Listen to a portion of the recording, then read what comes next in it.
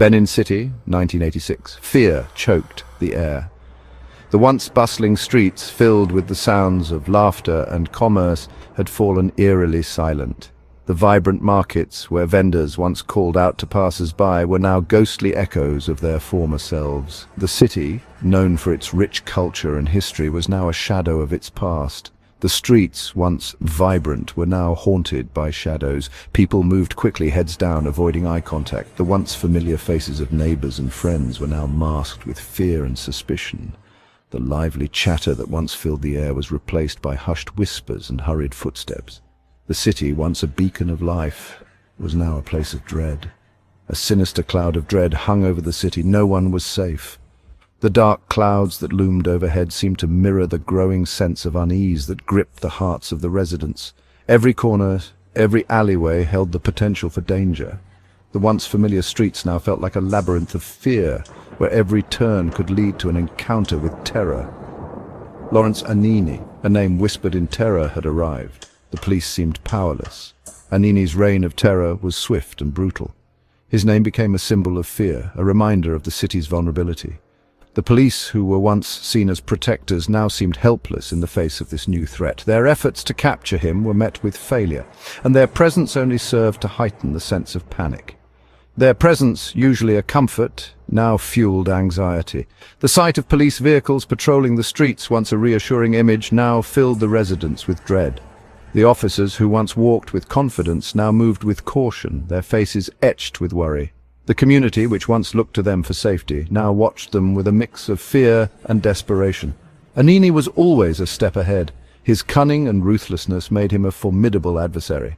The police, despite their best efforts, found themselves outmaneuvered at every turn. Anini's ability to evade capture became legendary, and his actions only grew bolder with each passing day. The city was caught in a deadly game of cat and mouse, with Anini always seeming to have the upper hand. His name became synonymous with fear. The mere mention of Lawrence Anini sent shivers down the spines of the residents. His exploits were the subject of every conversation, his name on every tongue. The newspapers were filled with stories of his crimes, each more terrifying than the last. The city was gripped by a collective fear, a sense of impending doom that seemed to grow with each passing day. The city held its breath. As night fell, the streets emptied, and the city seemed to hold its breath, waiting for the next strike. The once lively evenings, filled with music and laughter, were now marked by an eerie silence. The residents, peering out from behind closed windows, watched the darkness with bated breath, praying for the dawn. The reign of terror had cast a long shadow over Benin City, and the fear was palpable in every corner of the city. Lawrence Nomanyagbon Anini, a name that sent shivers down spines. He was ruthless, cunning, a phantom. By his side, Monday Osenbor, his loyal lieutenant, equally feared. They operated with impunity, their gang a well-oiled machine of terror. Banks were looted, citizens robbed. The police, outmatched and outgunned, struggled to keep up. Anini's reign was painted in blood. He killed without mercy.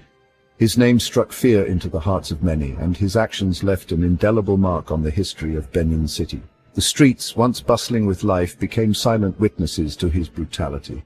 Police officers, his primary targets, they were the enforcers of the law, the protectors of the people, and yet they found themselves helpless against Anini's wrath. Their uniforms, once symbols of safety, became targets for his rage. Their bodies, often found riddled with bullets, served as warnings. The body count rose. Each victim was a message, a testament to Anini's power and his disdain for authority. The gruesome scenes left behind were not just evidence of his crimes, but also a chilling reminder of his reach. Fear tightened its grip on Benin City. People stayed indoors. The once vibrant community was now paralyzed by the terror that Anini spread. Families huddled together, praying for safety, while the streets outside echoed with the silence of dread. Streets were deserted after dark. The nightlife that once defined the city vanished. Businesses closed early, and the once lively markets were abandoned. The darkness of the night was only matched by the darkness in the hearts of the people, who feared the unknown. The city, once alive with music and laughter, was silenced by fear. The joyous sounds of children playing, the melodies of street musicians, and the chatter of neighbors were replaced by an eerie quiet. Benin City, a place of culture and community, was transformed into a ghost town, haunted by the spectre of Anini's violence. Anini's audacity knew no bounds. He robbed the first bank of Nigeria, Sabongida, in broad daylight. Millions of naira vanished. His escape was audacious. He became a phantom, appearing and disappearing at will. The police were baffled. Their investigations fruitless. Anini seemed invincible. His legend grew with each daring heist. The government had had enough. The pressure mounted on the police. A special task force was formed. Operation Frivolity was its name. Its sole mission: capture Anini. The net began to close. Informants whispered. Leads were followed. The police, relentless, were determined to end Anini's reign of terror. December 3rd, 1986. The day Benin City dared to hope again. Anini, hiding in a girlfriend's house, was finally cornered. He surrendered, his reign of terror over. Ozenbor and other gang members were also captured. The news spread like wildfire. Relief washed over the city. Anini and his gang were tried in a special tribunal. The evidence against them was overwhelming. The nation watched, captivated, as justice took its course. March 29th, 1987. Anini and Ozenbor were sentenced to death, their execution a public spectacle. The city of Benin exhaled. Anini's reign of terror was over, but his legend lived on.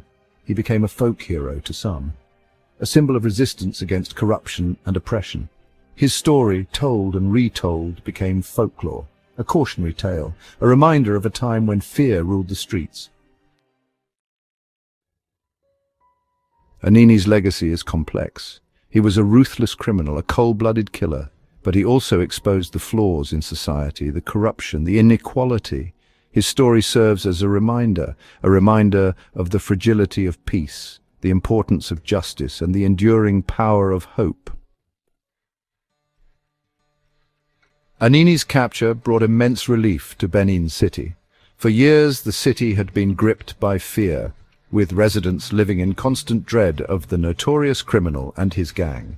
The streets were unsafe and the air was thick with tension. But with his arrest, a heavy weight was lifted off the shoulders of the people. The streets, once shrouded in fear, came alive again. Markets bustled with activity, children played freely, and the vibrant street life that Benin City was known for began to flourish once more. The sense of normalcy, which had been a distant memory, started to return. The community, once paralyzed by fear, began to breathe again. The city, scarred but not broken, began to heal. Buildings that had been abandoned were restored, and businesses that had shuttered their doors reopened. The spirit of the people was unyielding, and their determination to rebuild was evident in every corner of the city. The scars of the past were visible, but they served as a testament to the city's resilience. The memory of Anini lingers. His name is etched in the annals of the city's history, a reminder of a time when darkness overshadowed the light. Newspaper clippings and old photographs tell the story of his reign of terror, a chapter that the city will never forget. His capture marked the end of an era, but the memories remain, a reminder of a dark chapter in the city's history. The alleyways where crimes were committed, the memorials for the victims, and the crime scene tapes are all stark reminders of the past. They serve as a somber reflection of the pain and suffering endured by the community, yet they also stand as symbols of the city's strength and ability to overcome adversity.